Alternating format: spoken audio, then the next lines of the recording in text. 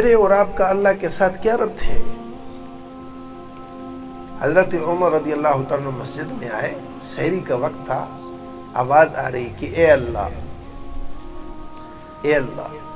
تو نے بلایا میں آ گیا، تو نے بلایا میں آ گیا، اور تو نے وعدہ کیا کہ مجھ سے مانگو میں دوں گا، تو سچا ہے، تو میری یہ حاجتیں ہیں، میرا یہ مقصد ہے، میری پریشانی تو اس کو حل کر۔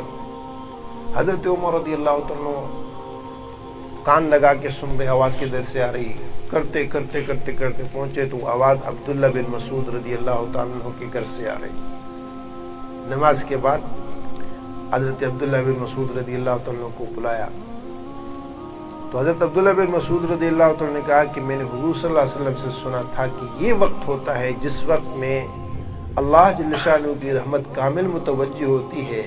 حضرت یوسف علیہ السلام نے اپنے بھائیوں سے کہا تھا، حضرت یعقوب علیہ السلام نے اپنے بیٹوں سے کہا تھا سوف استغفر لکم ربی، میں ان قریب تمہارے لیے رب سے استغفار کروں گا۔ وہ اس وقت کا انتظار تھا۔